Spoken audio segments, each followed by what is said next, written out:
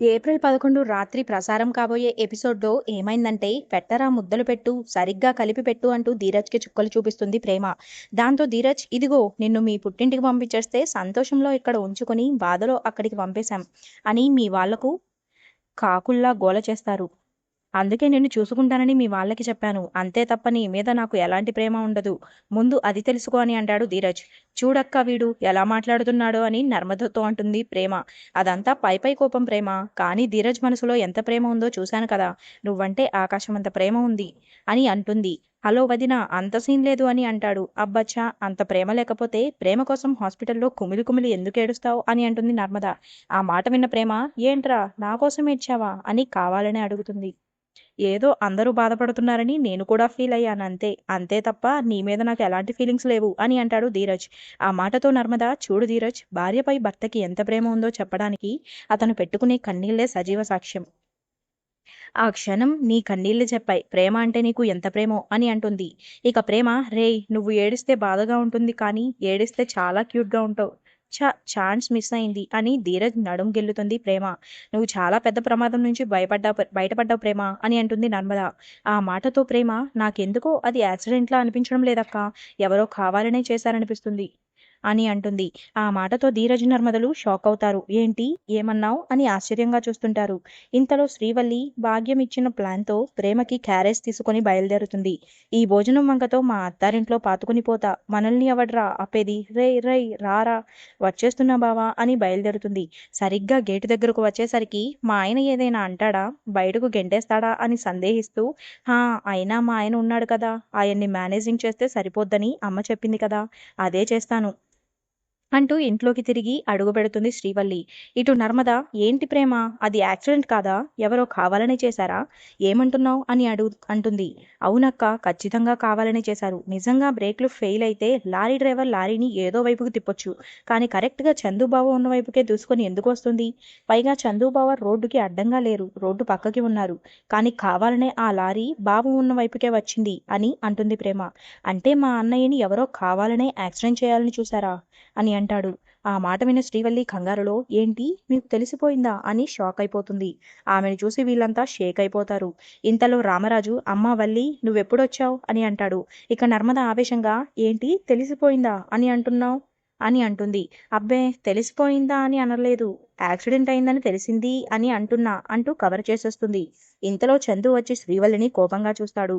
దాంతో శ్రీవల్లి, చందు గడ్డం పట్టుకుని, నువ్వు పెద్ద ప్రమాదం నుంచి బయటపడ్డావు అని తెలియగానే నా ప్రాణం ఆగిపోయినంత పనయింది. నీకేం కాలేదు కదా? కాలేదు కదా? నా తాళిబొట్టు గట్టిది బావా, అందుకే నీకేం కాలేదు అని తెగ నటించేస్తుంది వల్లి. దాంతో చందు చేసిన యాక్టింగ్ చాలు కానీ ఇక ఆపు అని అంటాడు. అది కాదు బావా, ఒకవేళ నీకు ఏమైనా అయ్యుంటే అని అంటుంది శ్రీవల్లి. అవునమ్మా, ప్రేమే. ప్రేమే లేకపోతే పెద్దోడికి పెద్ద ప్రమాదమే జరుగుండేది. ప్రేమ దేవతలా పెద్దోడిని కాపాడి తన ప్రాణాలపైకి తెచ్చుకుంది అని అంటాడు రామరాజు. ఆ మాటతో శ్రీవల్లి, ఆయ్ అవునండి మాయగారండి, దేవతలాంటి నా చెల్లెలు తొందరగా కోలుకోవాలని నా చేతులతో నేనే చేపల కూర వండి తెచ్చాను. అవును చెల్లాయ్, నీకు ప్రమాదం జరిగిందని తెలియగానే ప్రాణం నిలబడలేదు. అందుకే నీకోసం పరిగెత్తుకుని వచ్చేశాను. అందుకే నీకు అమ్మలా కంటికి రెప్పలా చూసుకుంటాను. నిన్ను బిడ్డలా అనుకొని నీకు సేవలు చేసేస్తానే చెల్లాయ్. సరేనా చెల్లాయ్ అని తెగ నటించేస్తుంటుంది శ్రీవల్లి. దాంతో పెద్దోడికి చిరాకు దొబ్బి, ప్రేమకి ఏం పర్లేదు కానీ నువ్వు బయలుదేరు అని అంటాడు. అదేంటి బామ బయలుదేరంటావు? ఇంట్లో అత్తయ్య కూడా లేదు. ప్రేమను ఎవరు చూసుకుంటారు? నేను దగ్గరుండి ప్రేమగా చూసుకుంటాను అని అంటుంది శ్రీవల్లి. ప్రేమని చూసుకోవడానికి ఇక్కడ చాలా మంది ఉన్నారు. నువ్వు ఉండాల్సిన అవసరం లేదులే కానీ బయలుదేరు అని అంటాడు చందు. దాంతో మన శాడిస్ట్ రామరాజు, ఏంట్రా తను ఇక్కడే ఉంటానంటే బయలుదేరని అంటావు ఏంటి అని అంటాడు. తను ఇక్కడే ఉంటే వాళ్ళ అమ్మని ఎవరు చూసుకుంటారు అని అంటాడు పెద్దోడు. ఆ మాటతో శ్రీవల్లి, మా అమ్మకేమైంది గుండ్రాయిలా ఉంటేను అని నోరు జారేస్తుంది. ఆ మాటతో అంతా షాక్ అయిపోతారు. ఏంటమ్మా, మీ అమ్మకి కాలు విరిగింది కదా, మీ అమ్మని చూసుకోవడానికే కదా నువ్వు వెళ్ళింది, మరి గుండ్రాయిలా ఉందంటావేంటి అని అడుగుతాడు రామరాజు. దెబ్బకి నోరెళ్ళు పెట్టిన శ్రీవల్లి, అంటే అది దెబ్బ తగిలింది కాలికి కదా, మనిషి గుండ్రాయిలో ఉందని అంటున్నా అని కవర్ చేసేస్తుంది. ఇక ప్రేమ అందుకొని, అయ్యో అక్క, నా మీద నీకున్న ప్రేమకి నువ్వు దగ్గరుండి చూసుకోవాల్సిన అవసరం లేదు. దూరం నుంచి కూడా నీ బ్లెస్సింగ్స్ ఉంటాయి. నాకంటే కూడా నువ్వు మీ అమ్మని చూసుకోవడమే కరెక్ట్. అంతే కదా మామయ్య గారు అని అంటుంది ప్రేమ. అయ్యో పర్లేదు చెల్లాయ్, మా అమ్మ ఏదోటి చేసుకుంటుందిలే అని అంటుంది శ్రీవల్లి. తప్పక్కాయ్ తప్పు. కన్న తల్లికి బాలేదంటే కన్న కూతురే కదా చూసుకోవాలి. లేదంటే మీ అమ్మ బాధపడుతుంది. మనోవేదనతో కుంగిపోతుంది అని అంటుంది నర్మద. కుంగిపోదు, వంగిపోదు. నేనిక్కడే ఉండి చెల్లాయిని చూసుకుంటా అని అంటుంది శ్రీవల్లి. దాంతో చందు, ఏయ్ ఇంతమంది చెప్తుంటే నీకు అర్థం కావడం లేదా? బయలుదేరు. మీ అమ్మ ఇబ్బంది పడుతుంది వెళ్ళు అని అంటాడు. ఇక రామరాజు, అవునమ్మా, అమ్మకి ఆడపిల్ల తోడు చాలా అవసరం. మీ అమ్మకి తగ్గాక వెంటనే వచ్చేయ్. ఇప్పుడు మాత్రం నువ్వు వెళ్ళు అని అంటాడు. నాన్న అంతలా చెప్పినా కూడా ఇంకా చూస్తున్నావేంటి? పో అని అంటాడు చందు. ఇంతలో రామరాజు, రేయ్ పెద్దోడా, నీకసలు బుద్ధుందా? ఇంత రాత్రిపూట తనొక్కతే ఎలా వెళ్తుందిరా? వెళ్ళి దింపేసిరా అని అక్కడ నుంచి వెళ్ళిపోతాడు. ఏంటే చూస్తున్నావు? పద అని అంటాడు చందు. ఇక ఫ్రేమ్లో నర్మదా వల్లి ప్రేమలు మాత్రమే మిగలడంతో, ఏంటి మీ అమ్మ తొడకొట్టి మరీ శపథాలు చేసింది కదా, నా కూతుర్ని అత్తారింట్లో అడుగు పెట్టేట్టు చేస్తానని. మరి ఈరోజు చేపల పులుసు పంపించి నక్కజిత్తు వేషాలేస్తుందేంటి? ఈ నర్మద ఇక్కడ ఉండగా మీ అమ్మ ఆటలు సాగనివ్వను అని అంటుంది నర్మద. నేను కూడా మీ అమ్మని అడిగానని చెప్పు. తొందరగా కోలుకోవాలని చెప్పు. వెళ్ళు వల్లి అక్కాయ్ అంటూ టాటా బాయ్ బాయ్ చెప్పి మరీ శ్రీవల్లిని ఇంట్లో నుంచి తరిమేస్తారు నర్మదా ప్రేమలు.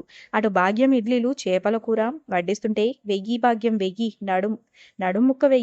నడుముక్క వెయ్యి, నడుమే ఉయ్యాలా, నడకే జంపాలా, భాగ్యం వడ్డించాలా, ఈ ఇడ్లీనే మింగాలా అంటూ ఇడ్లీగాడు తెగరెచ్చిపోతుంటాడు. ఇక భాగ్యం కేవలం పులుసు మాత్రమే వేస్తుండడంతో, ముక్క వెయ్యి భాగ్యం, నడుము ముక్క అని అంటాడు ఇడ్లీ. నడుము లేదు, ముళ్ళు లేదు, మొత్తం అమ్మడికిచ్చి పంపించేశా అని అంటుంది భాగ్యం. నేను చేపల కూర కోసం మధ్యాహ్నం కూడా సరిగా తినలేదు. ఐ హట్ అని అంటాడు ఇడ్లీ. ఏహే, మొక్కలు లేకపోతే ముద్ద దిగదా, పులుసుతో తిను అని అంటుంది భాగ్యం. ఇంతలో శ్రీవల్లి పట్టుకెళ్లిన క్యారేజ్ని విసిరికొట్టడంతో చేప ముక్క ఎగిరి ఇడ్లీగాడి నోట్లో పడుతుంది. ఏయ్ ముక్కొచ్చింది అని సంబరపడిపోతాడు ఇడ్లీ. ఏంటే అమ్మడు, పట్టుకెళ్లిన క్యారేజ్ అలాగే పట్టుకొచ్చావు? కూర నచ్చలేదా అని అంటుంది భాగ్యం. కూరే కాదు, నేను నచ్చలేదు, అందుకే వాళ్ళు గెంటేశారు. నువ్వు చెప్పినట్టే డ్రామాలాడాను గాని వాళ్ళు పసిగట్టేశారు అంటూ అక్కడ జరిగింది మొత్తం చెప్తుంది శ్రీవల్లి. అదేంటి అమ్మడు, మన బ్రహ్మాస్త్రం ఇలా తుసుమంది అని భాగ్యం అంటే, అంతా నీ చావు తెలివితేటల వల్లే అంటూ మొట్టికాయలేస్తుంది శ్రీవల్లి. ఒకటి పోతే ఇంకేంటి, ఇంకో బ్రహ్మాస్త్రం ఉంటుంది, పెడతా పదును పెడతా అని అంటుంది భాగ్యం. ఇక వీళ్ళ బాధలో వీళ్ళు ఉంటే మెల్లగా చేపల కూర మొత్తం లాగించేస్తాడు ఇడ్లీ. ఆ సీన్ భలే ఫన్నీగా ఉంటుంది. ఇక ధీరజ్ ఆ లారీ డ్రైవర్ వివరాలను సేకరించే పనిలో పడ్డాడు.